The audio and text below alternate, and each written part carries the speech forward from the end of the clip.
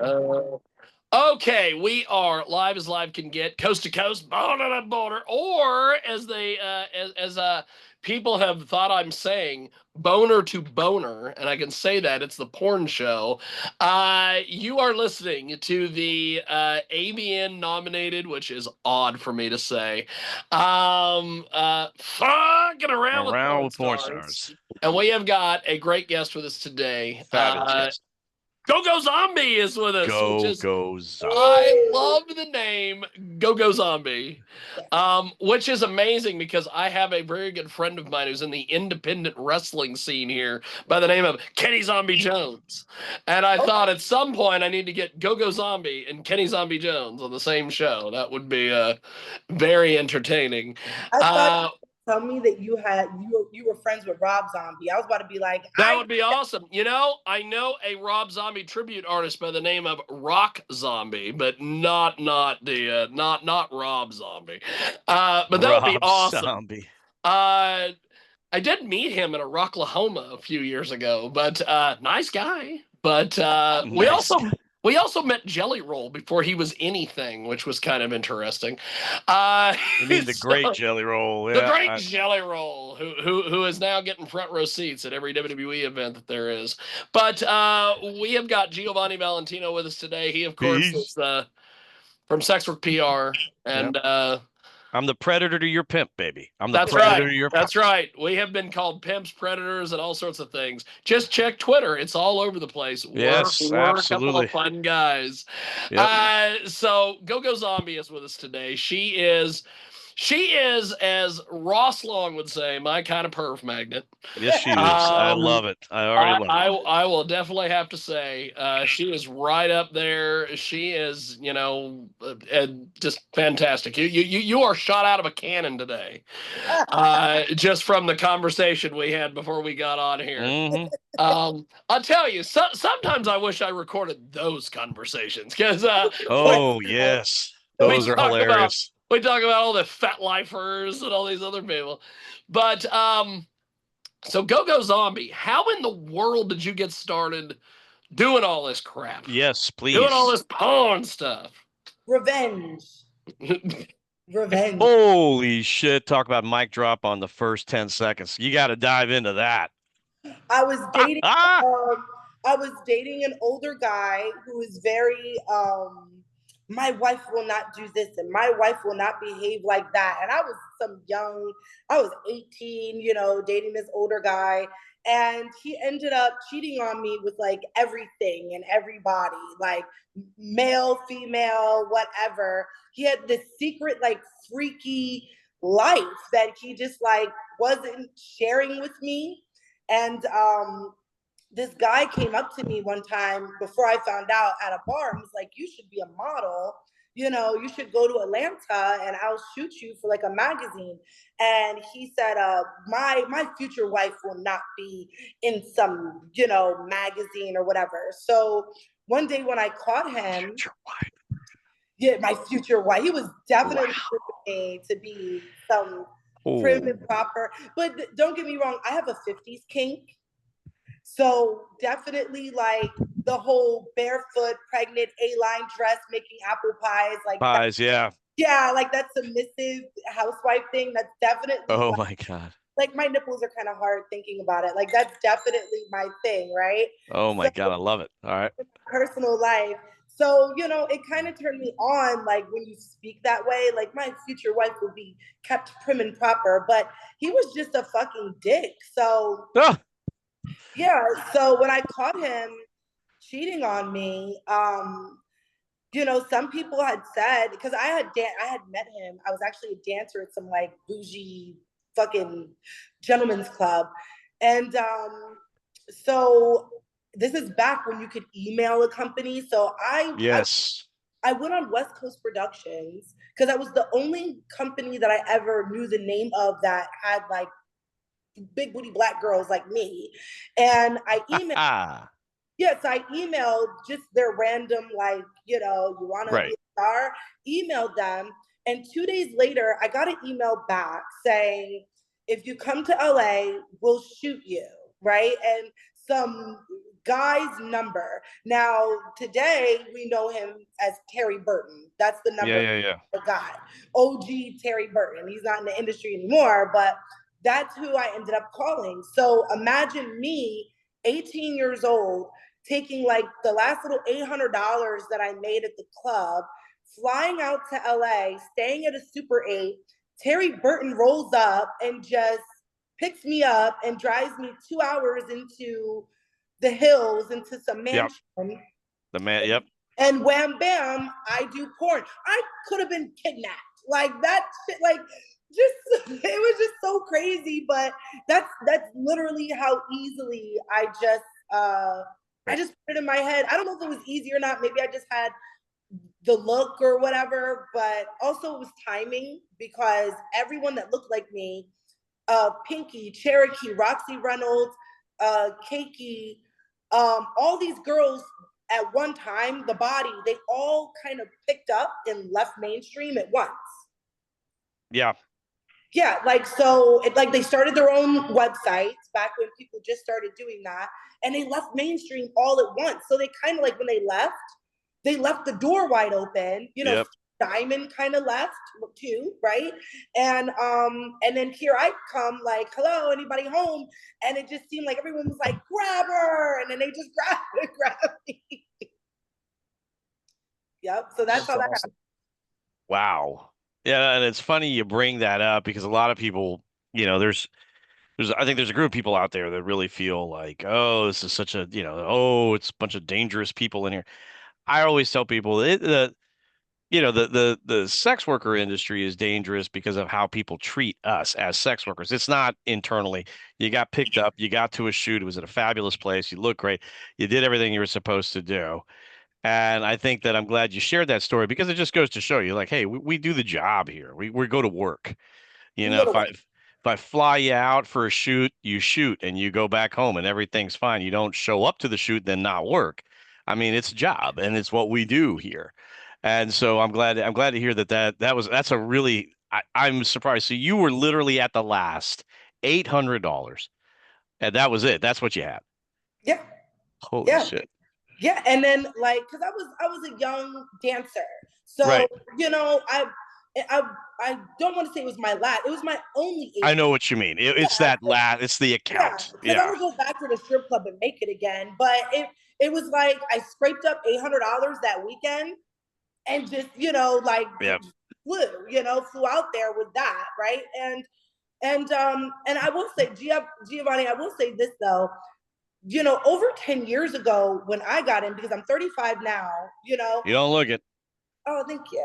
So, you know, like, damn, like almost how many years ago? Yep. You know, it was Wild Wild West. So it wasn't, you know, how it is today. Today is very much a job, right?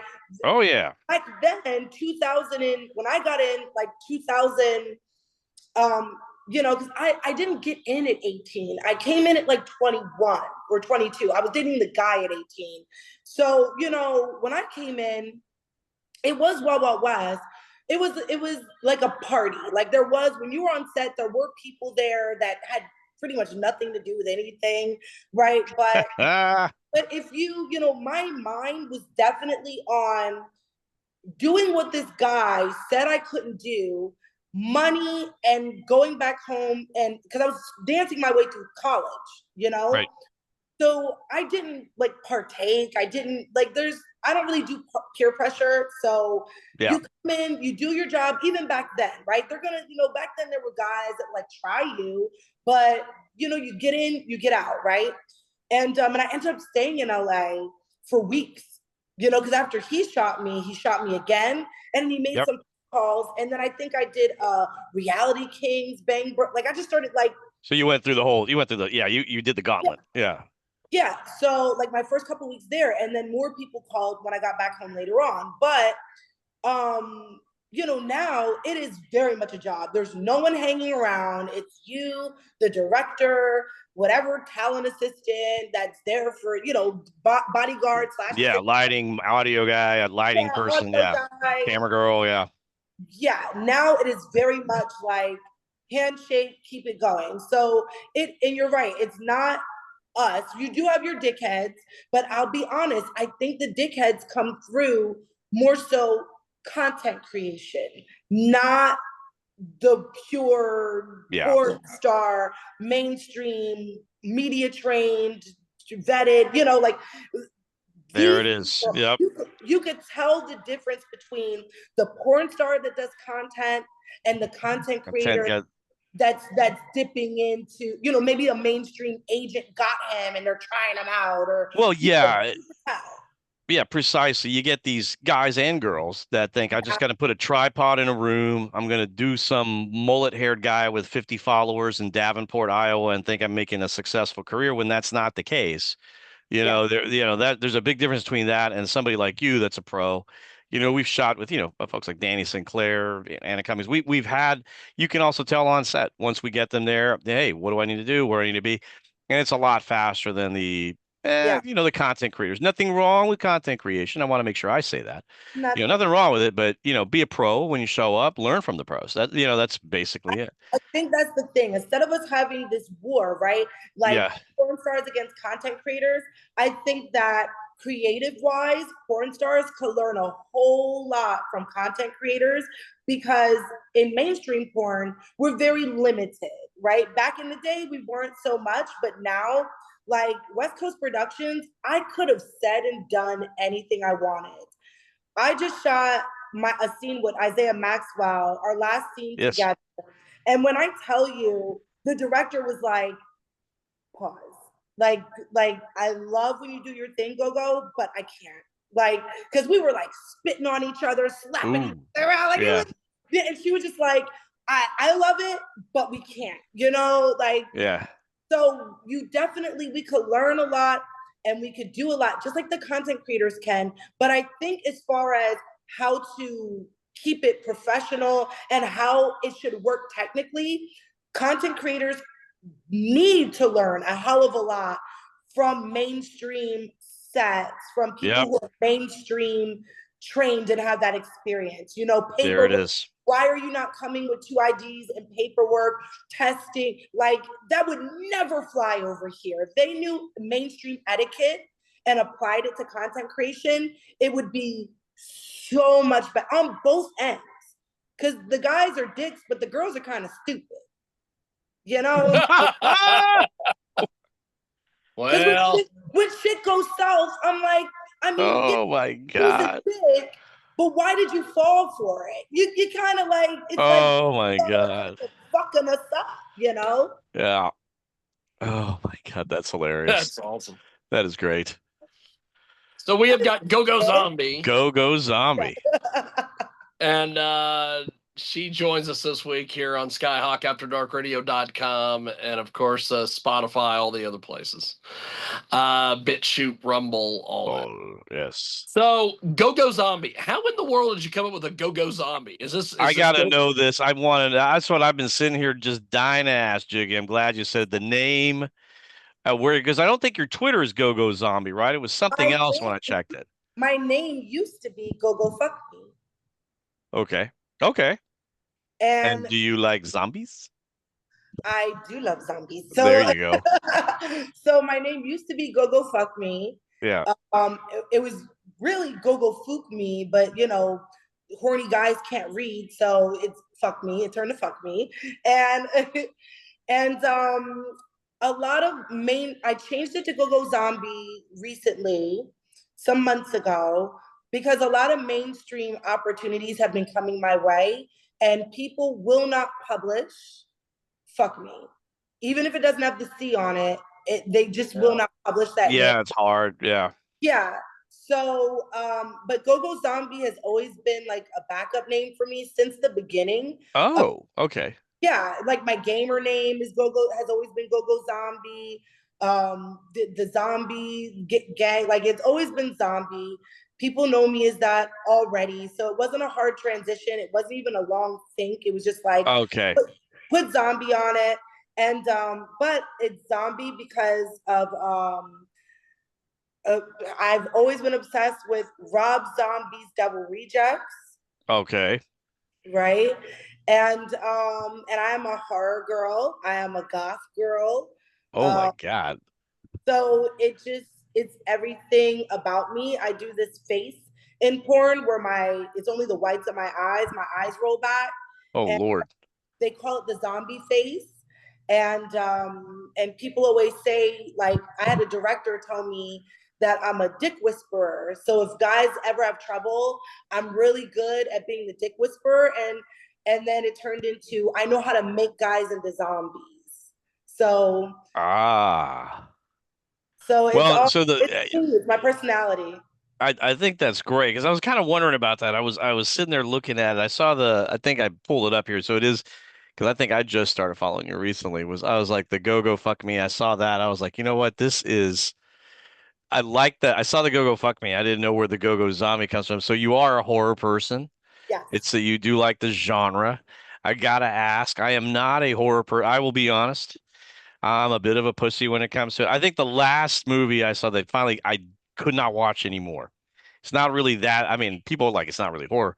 There was this sci-fi horror movie called Event Horizon.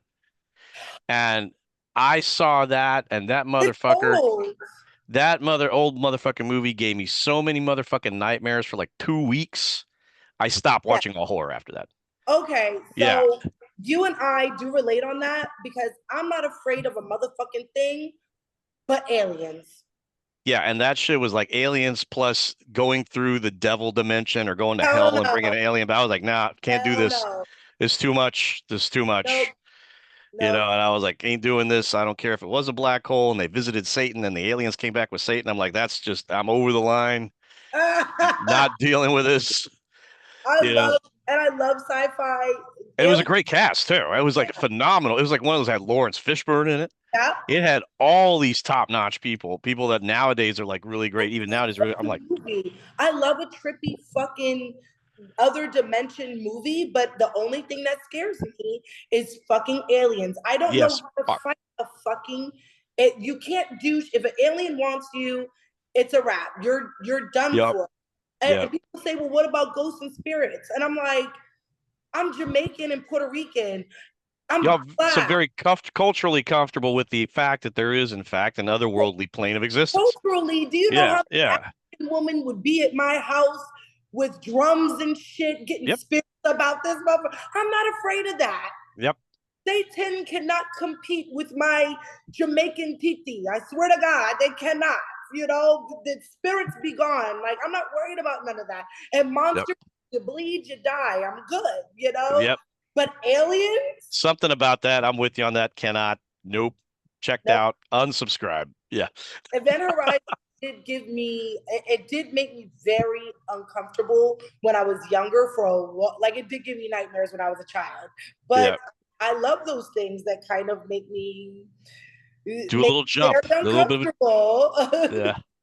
That is amazing. That make me uncomfortable. That is great. That's good. Well, I'm glad I finally got out the Event Horizon thing because I have a few people on our staff that make fun of me for that. I think it's not really that scary. I'm like, no, dude, you got Satan going to hell, bringing aliens. That's too much.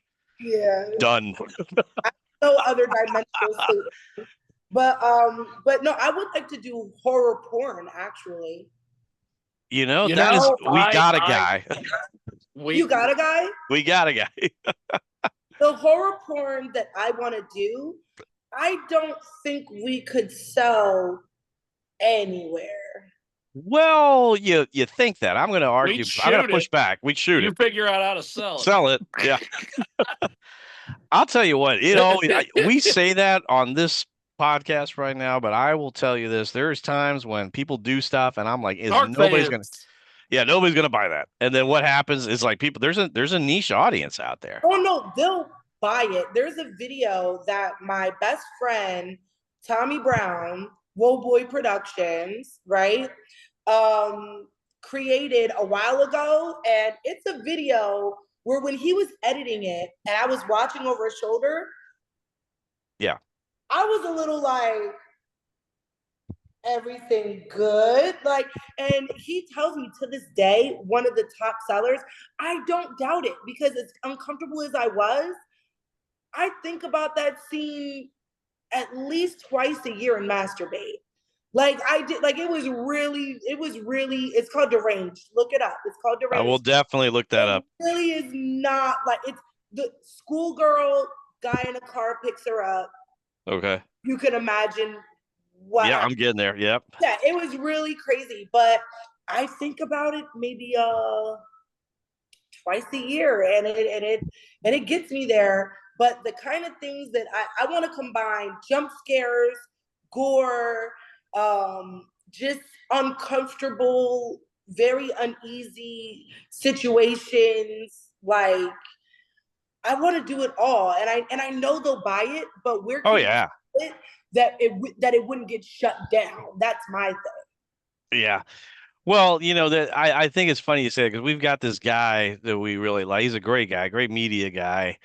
But he shoots these weird, I say weird, but for there's a people that like them that he goes to these, like when we go to Exotica, it's like love Nagy to death, but Nagy's this guy that'll go out and we'll sit there. Hey, I need you on the floor at Exotica doing interviews.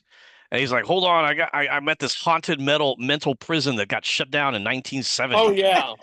Yes. I mean, he knows where the locations are. Yes. So, and where nobody's even bothering to check up on, there's nobody checking for permits and shit. You could just go out there, shoot. I need it. I have a series I'm working on right now, and it's combining GTA with porn. Oh, yeah. I love it. So definitely, like, I want to do that. And I think that my first go-to would have been horror porn, but it was just a lot to like make happen. And then people in porn now are so fucking touchy. The girl, I don't know if I want to do that, and it would be disrespectful in a graveyard if it's just so crazy now. But it seemed easier. I'll tell you what, I'm waiting for people, although I joke that I'm going to do this, but I'd have to do some research. But I'm thinking maybe we need to start doing land acknowledgments before the porn. Like they do in the Marvel, where Hollywood will go out and do a land acknowledgement of wherever they're filming. Yeah. I'm like, so are we gonna have to start doing that in porn? Are we? But before, like, you get fucked by 6 black guys with abs, are we gonna have to do a land acknowledgement of? We did this in the old psychiatric hospital in New Jersey. Well, we are, because OnlyFans just updated their TOS. TOS, yep. To where so this is, I guess, because people that own the Airbnbs were getting upset, but hey, Giovanni, hold on. I'm going to let Giovanni launch into his thing about the Airbnbs. I'm glad you brought that up, Ms. Zombie, because let me tell you what, I have a friend who actually has a house in Rosemont, Illinois, by the Chicago Exotica, which is where that happens at. And she owns a house, she Airbnbs. Now, she gets these notices now. Anytime there's a porn convention of any kind or a BDSM at the Airbnb goes out of their way to notify all the hosts. Please update your host agreement. You don't want porn shot in your house. Avoid it. Ask people what they're doing in town when they're saying they're here for these dates, and they will harass the host, like, please be careful, please this, please that. And they'll try to scare them. You can get arrested for having porn shot in your house.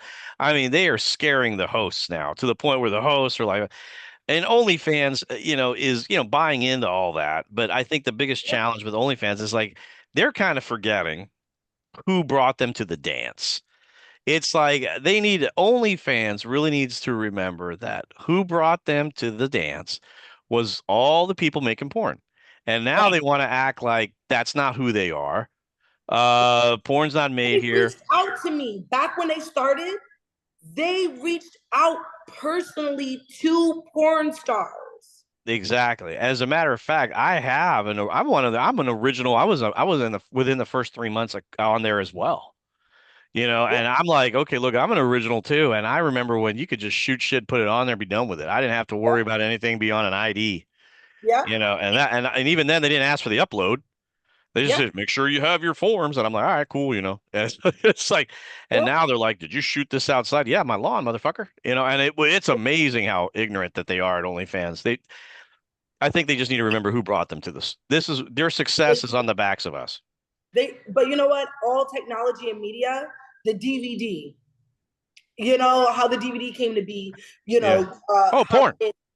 VR them found out. VR found out. PlayStation found out that VR wasn't going to sell like that. But guess what sells on VR? Porn. That's what's keeping VR afloat right now is virtual porn. So it's every industry, they use us as a guinea pig. Yep. And then every tech industry uses us as a guinea pig, and then they try to act like they didn't, when you know how much better the world will be if they just stood up for us, how much money they would just, because the motherfuckers that are on their back don't fuck with them anyway. Yeah, exactly. I think you're absolutely 100%. The first time we get one of those sci-fi hollow suites where you can go in and you can feel the experience, I guarantee it's not because somebody wants to go hiking in the Adirondacks. It's going to be because they want to be fucking. They want to be. And that very rich client that literally only brought the Apple Vision thingies. Yep. To watch my porn videos. Oh yeah. I mean that's basically it. Porn videos. You're absolutely 100%. I think you're absolutely right. People forget that if it wasn't for porn, you wouldn't have even had the beginnings of certain things on the internet, like back when Adobe Flash was allowing people to do micro videos that didn't take up a lot of space on the computer's bandwidth. You know, people forget that a lot of the Adobe tech and Premiere, Flash, their sound booth audio stuff, all that, it was rocketed because of porn. They don't want to talk about it. Yep. They don't want to talk about it. I've been a customer of Adobe for over a decade, and it's not because I'm shooting weddings. Exactly. Same here. Like, our company, a lot of us use the Adobe software suite, and it's not because of that. It's just, it works great for porn. Sorry, Adobe. I know you don't want to hear it. So GoGo Zombi is with us. And so something that I love about you is that you are in the, before we got on the air, we were talking about FetLife. Oh, FetLife. We were talking about the swinging community and all this. Well, you know what is so funny about all this? I'm in the hardcore kink community. Well, that too. Yeah. I like that. Well, that too. So one of the things that I love, and we had this happen last year, is, Exotica is supposed to be it was originally marketed to swingers. Yes. I love it became I guess porn people and we kept that alive. Well, and all this stuff. Don't tell Dan that. Yes. So one of the things that we had several people last year who found out where we were shooting and what we were doing, and couples would show up and want to get involved in the orgies, and we would have to explain to them, hey, you have to be tested. And then they're always like, drug testing? And we're like, no, we don't give a shit about that. TTS, talent testing. And then they all were like, sounds fun. We gotta go. Yep. No, Zombie, you missed it. We were at Exotica, New Jersey last year, and we were getting such great traction off of our media and content creation that this one couple was able to ascertain by some live feeds that people were shooting, going to the room saying, hey, about to go with Tough Wank Studios and Sex Work PR and Giovanni Valentino and Jiggy Jaguar, and they saw room numbers. So they came to the hotel. We're talking, it was late. It was like, it had to have been around 3 a.m. We were done wrapping. We're literally emailing video footage. I'm going through 2257s, and they just walked in the room, this couple. Nicest people you ever meet. And Jiggy's like, well, yeah, we where's that? Like, we're here for the orgy. And we're all like, well, are you scheduled to shoot? Because it's like almost 3 a.m. and I'm eating hot Korean chicken. And I've got a mouthful of chicken. Like, you're for shoot. And I'm like, well, we want to. And Jiggy just asked the general question. What? You tested? They're like, drug tested? We just smoked 420. I was like, no, that not at all. And when we explained it to them, they're like, peace out. Just walked out. We're not doing it. How they look? Were they hot or no? Yeah, she was. He looked kind of average. Okay. Yeah, like he looked like, regular dude you'd see shopping Isn't that how somewhere. swinger shit goes though? Like, Yeah. he's a cuck. He brought her to get Zombie, I banged by love the you. He brought her to get banged by the big black guys and jerk off. Oh yeah. Well, Big Will and I were ready to go to it if he needed it. What can I say? Yeah. I'm sorry, Jiggy. I interrupted your question regarding FetLife and FetCon and you're FetThis. good. So GoGo Zombie, talk to us about what you're planning on doing at Exotica. What is your plans for New Jersey? Hopefully, I'll be at your booth. There you go. Lock you in like that. Well, you know what? I like that. Yes, you're in. Okay, boom, done. All right. Just press the button. All right, good to go. So, I'm from New York, so Jersey. Oh. When I first got in the industry, that was in Exotica that I went to every single year. I used to have a booth, but now I live in Las Vegas. So I stopped going to Exotica some years ago when I moved out here to Vegas. But I used to have a booth and I would be, selling my stuff and pictures and meet all my fans. But honestly, I've been to Exotica, Jersey, the past 2 years and never got a chance to step foot into the convention. I was just booked and busy with paid shoots and club hostings. And also Exotica used to be in early November. Yes, we remember that. Then they made some silly decision to have something in Washington, D.C. in December. Yep. So my birthday is November 4th. So it would land on my birthday every year. Nice. And they would throw something for me. Like for my birthday at Exotica, they would announce my birthday or whatnot, just little something. So my booth was usually a birthday booth. Nice. So, but yeah, these past Exoticas, I've been dying to step foot back into Exotica. But every time I say I'm going to Exotica, I just kind of get booked and busy. So when Lainey had, shout out to Miss Lainey, my PR, when she hit me up and was like, hey, there might be, a booth or two that you can go to. And she even hit me with the whole, listen, you don't have to. And I'm like, no, any excuse to have me step foot into right.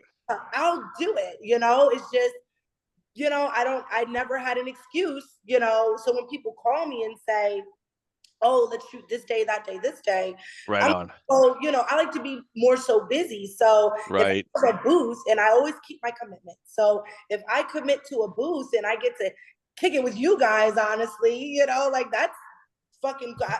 Now I'm like, listen, I'm busy from this hour to this hour. No one. I don't want to go to Exotica anymore alone. I always brought my crew, my team, but right. It's better if I'm there for a purpose and you're like, yo, go shake some booty and shake some hands and slap some asses. There's a lot of good ass grabbing. Don't violate that code of conduct. Don't violate that new code of conduct he has now. Oh, there's a new code of conduct. Old Exotica used to be able to give lap dances. Yeah, he gets mad about that. He gets mad about that. He got mad at my booth for having some of the hottest lap dances in Chicago. And I got be able to bring alcohol too. Can't do that now. Gotta do that. Gotta sneak that in. Gotta put your little flask in there. Why the fuck am I gonna go? Unless I have a reason. Oh, that's what a lot of people are wondering these days. Yeah. And cool people to kick it with, because if I'm just at a booth by myself, I'm kind of just standing there, with a line. I'm just signing and smiling and, have a good day, signing and smiling and have a good day. Yeah, that's kind of boring, but I think that's kind of what Dan wants. He wants it to be a boring convention for whatever reason. Maybe he's attracting the Baptists or the Quakers or something. I have no clue. I'm so lost on his thought process. As long as you don't have to run into the Mormons, you're fine. Yep. No, don't run into the Mormons. We ran into them last year. That was fun. The Mormons come to my house every month. Oh my God, story. Oh, Jiggy, I've never told you the story. I've never told anyone the story. I talk to them. I do talk to them because they're really nice. They are super nice. Let me tell you what I did at them GoGo Zombi. This is funny because this actually our attorney, the company attorney, also was my roommate at Texas A&M. This actually happened. So the girl that was also living in the house, we had a pretty nice party house. What happened was they kept coming by, and we kept telling them no. They would come up in their little bicycle, and the two guys with the little white shirts and the tie. So finally, we saw him coming down the street, and she was like, "Let's just give him a show." And I said, "That's a great idea." So we both just stripped naked right there, and she starts giving me a blowjob right in the entrance, so enough room to open the door. We let them knock, and then I open the door, and I go, "Brothers!" Like she's gonna give me a blowjob, and I go, "Please come, spread the good word." And they dropped their Bibles. Oh yeah, and I was like, "But please, I have refreshments, I have water, I have." She's just going to town on me, They and run or come in? they got on their bikes so fast and they grabbed their Bibles like I've never seen. And you know what? They never dropped by again. I mean, they asked me like, "Can we go to the store for you?" I think it's just the tits, because I always have something on like this. well, you look great. I mean, it's a great body. I mean, I've seen your Twitter. I was like, holy moly, I was like, I see that. It's a beautiful rack. What are you gonna do? Yeah. Anyway, So, Jiggy, sorry to sidebar No, that. no, no, no. You're good. I was looking at a rack too. I mean, But yeah, GoGo Zombie with us today. So, what is the tattoo? yeah, that's a big one right there. I have 200 tattoos. Holy moly! All right, Neck to knee. nice. Sort of. I'm big on that. That's a kink for me because I have none. So it's a kink for me when a girl does. So the big one across the chest here. What do we got? What is that? It's an owl. It's Okay. it's an owl, little nip slip there. That's And all right. everyone asks me what do my tattoos mean? They mean absolutely nothing. Oh, thank God. Absolutely nothing. Oh, good. I didn't want us to have a 45-minute show about 200 tattoos. That's fantastic. Thank you.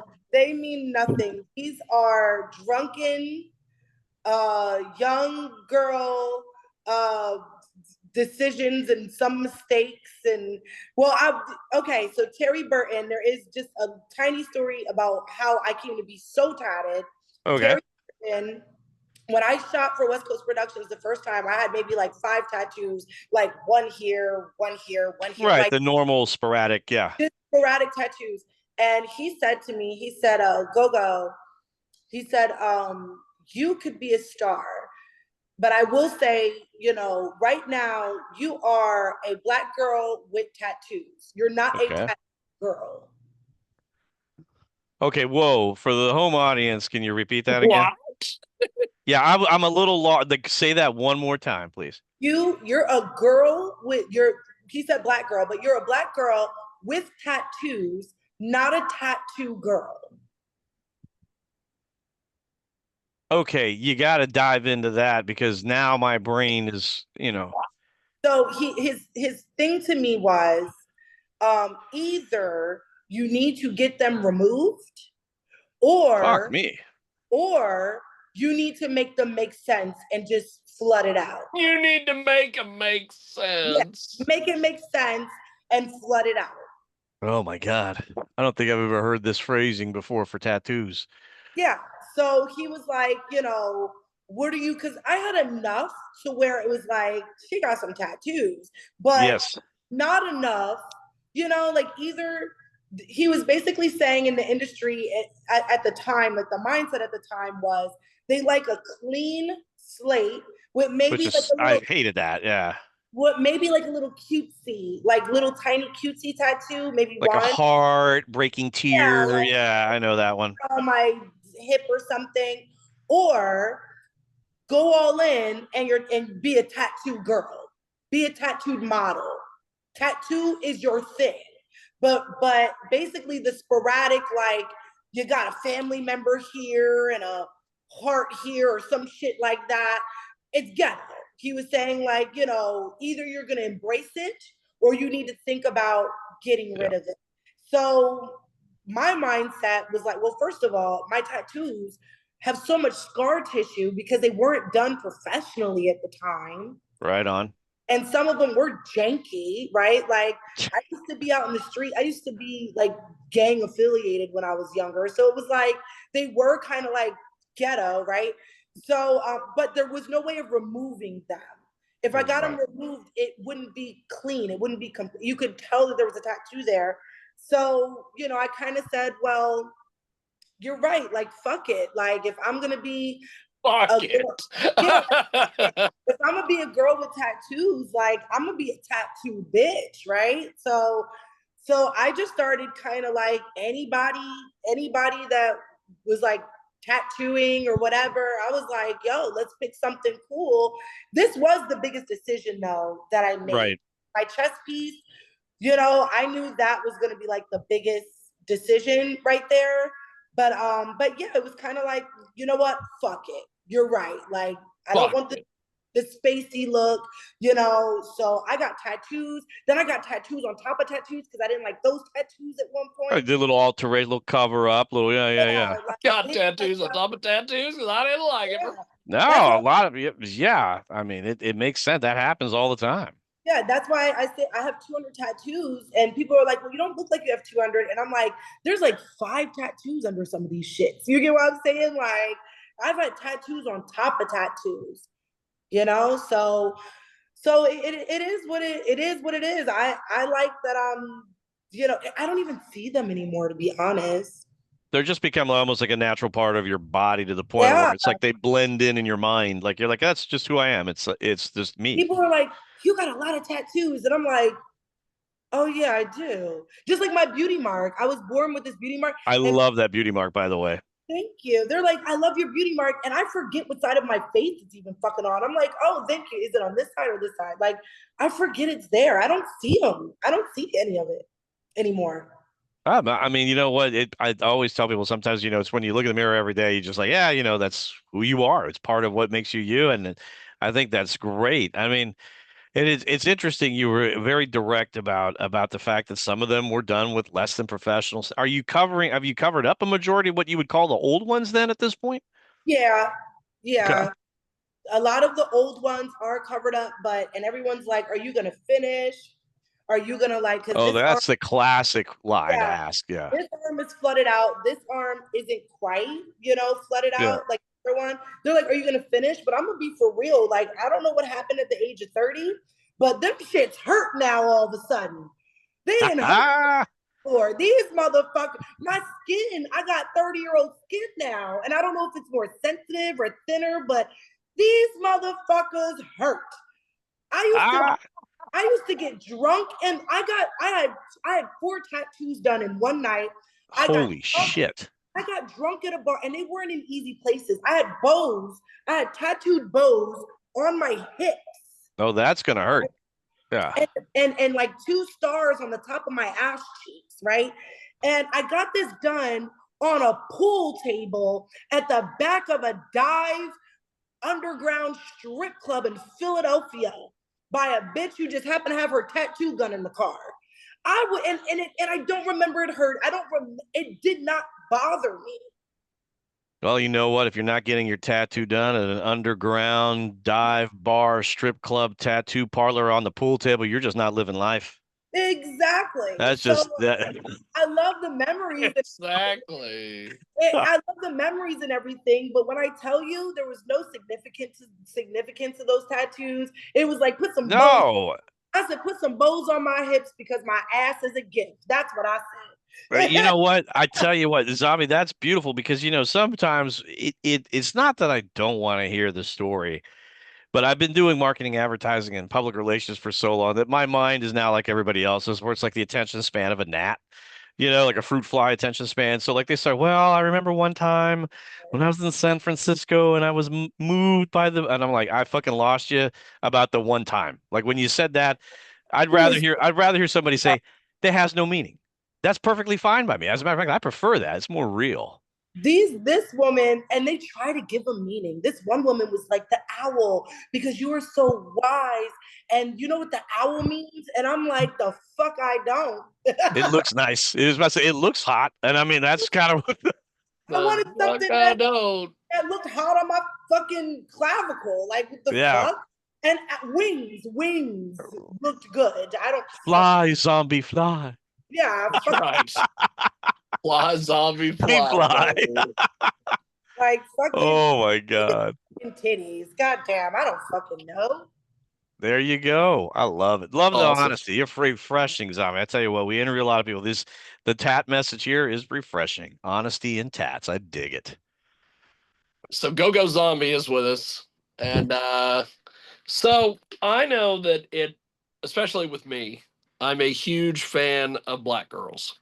Period. Yes, he is. Hell yeah. That is just the way it is. But I do know there are I run into this all the time. We run into this all the time with girls. Yes, we do. Yep. White girls want a film with just nothing but black guys with abs. And it's there. Give it up to the Caucasian Americans for that one. Yep. They do their old it's my brand. It's my brand. It's not a brand. It's a preference. It's your preference. It's a preference, not a brand. There's a difference. They read one business blog and they think they know what the word brand means. Yeah, thank you. Yeah, exactly. Right. Go have pumpkin spice something and move along. So why do you think that? Well, and I guess I should start with, what do you get? What, as far as your fan base? Yeah. What's the what is the fan base? Is it white guys, black guys, Asian guys? Asian guys, Hispanics. What do you find most of? All of them. I have my fan base, I used to, back in the day, maybe say it was primarily black. Okay. But then when I got on, so maybe like 5 years ago, when I started shooting for browsers really, really hard, white guys started making themselves known. So I will say this. I think they've always been there with me. It's just they didn't make themselves so known. So now white guys are like really up my ass, but the black guys never went away. And then a lot of Filipinos are coming out of the woodwork. Oh yeah.